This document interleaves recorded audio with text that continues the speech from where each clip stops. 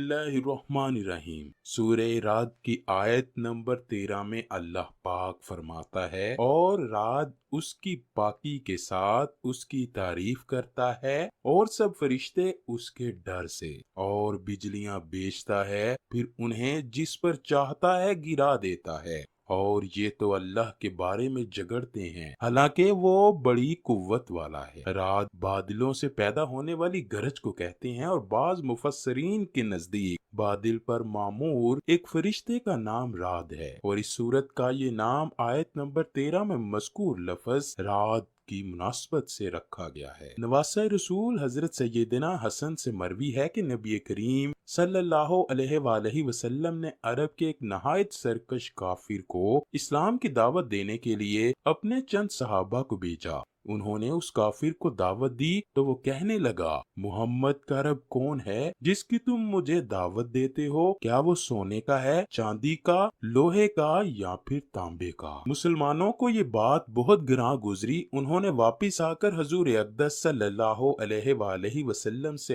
अर्ज की कि ऐसा बड़ा काफिर सयादिल और सरकश देखने में नहीं आया। हजूर पुरनूर ने फरमाया कि उसके पास फिर जाओ। उसने फिर से वही गुफ्तगू की और इतना मजीद कहा कि क्या मोहम्मद सल्लल्लाहु अलैहि वसल्लम की दावत कबूल करके मैं ऐसे रब को मान लूं जिसे ना मैंने देखा है ना पहचाना? ये हजरात फिर वापस हुए। उन्होंने अर्ज की कि या रसूल अल्लाह, उसकी खबासत तो और तरक्की पर है। इरशाद फरमाया, फिर जाओ। साहबा इकराम हुक्म की तामील करते हुए फिर से गए। जिस वक्त उससे गुफ्तगू कर रहे थे और वो ऐसी ही स्याह दिली की बातें बक रहा था, तो एक बादल आया, उससे बिजली चमकी और कड़क पैदा हुई। कुछ देर बाद बिजली गिरी और उस काफिर को जला दिया। साहबा इकराम उसके पास से बैठे रहे, और जब वहाँ से वापस हुए तो रास्ते में उन्हें मजीद सहाबा की एक और जमात मिली। वो सब कहने लगे, हाँ जी बताइए, क्या वो शख्स जल गया? उन्होंने कहा, आप लोगों को कैसे मालूम हो गया कि वो जल गया है?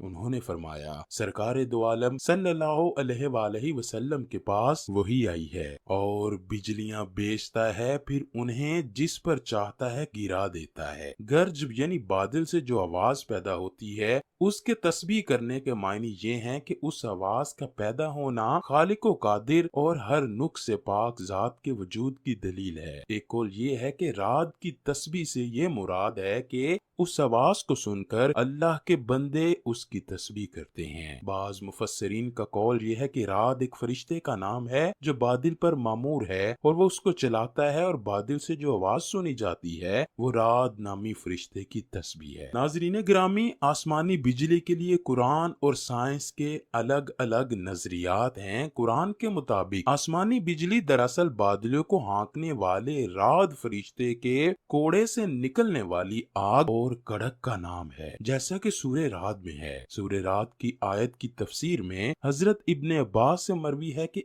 एक रोज यहूद रसूल अल्लाह सल्लल्लाहु अलैहि वसल्लम के पास आए और चंद बातें दरियाफ्त करने लगे कि ए अबुल कासिम, रात कौन है और उसकी हकीकत क्या है? तो आप सल्लल्लाहु अलैहि वसल्लम ने फरमाया, रात उस फरिश्ते का नाम है जो बादलों को चलाने पर मुकर्रर है, और कड़क उस फरिश्ते की आवाज है जो बादलों को हाँकने के वक्त उस फरिश्ते के मुंह से निकलती है। उस फरिश्ते के पास आग के कोड़े हैं जिनसे वो बादलों को हाँकता है। ये चमक इसी की आवाज है। ये रिवायत मसनद अहमद सनद नसाई में भी मौजूद है। जामिया तिरमिज़ी जिल्द 2 सफ़ा नंबर 14 पर मौजूद है। इन आयात और हदीस से रात और बरक यानी बिजली की हकीकत वाज़िह हो गई कि रात फरिश्ते का नाम है और बरक उसके कोड़े की आवाज है। रोशनी है जो आग से निकलती है, और गरज उसकी या उसके कोड़े की आवाज है। बज़ाहिर यही मालूम होता है कि कोड़े की आग निकलकर बिजली बनकर किसी जगह पर गिरती है, वो भी गरज बन सकती है। आइए अब देखते हैं साइंस आसमानी बिजली के बारे में क्या कहती है। साइंस के मुताबिक बिजली दरअसल इस वक्त पैदा होती है जब बादल और तेज हवा एक दूसरे से रगड़ खाते हैं। आसमानी बिजली में करोड़ों वोल्ट और करोड़ों एम्पेयर करंट होता है, जो कि जमीन पर दो तरह से लपकता है। नंबर 1, जो शख्स या चीज मसलन इमारत और दरख्त वगैरह उस जगह की मुनासबत से ऊंचे तरीन हो, उन पर बिजली गिरकर जमीन में चली जाती है। नंबर 2, साइंसदानों के मुताबिक जमीन में भी मुस्बत या मनफी चार्ज होता है, इसलिए आसमानी बिजली भी इस चार्ज आकाश की तरफ लपकती है और जमीन में चली जाती है। हद दर्जा वोल्टेज और मेगा एम्पेयर्स की वजह से आसमानी बिजली अपने रास्ते में आने वाली हवा को काट कर चली जाती है, जिस वजह से हवा में इसका सफर मुमकिन होता है। मुसलसल बढ़ता दर्जा हरारत जमीनी माहौल के लिए सबसे बड़ा खतरा है। माहिरीन माहौलियात कहते हैं कि जमीन की गर्मी में इजाफा कुदरती आफात की तादाद और शिद्दत में भी इजाफे का सबब बनता है। हालिया तहकीक के मुताबिक माहौलियाती तब्दीलियों के बाइस मुस्तकबिल करीब में आसमानी बिजली गिरने के वाकयात में इजाफा हो जाएगा। अमरीकी माहिरीन के मुताबिक सन 2100 तक दुनिया में बिजली गिरने के वाकयात 35% तक बढ़ चुके होंगे।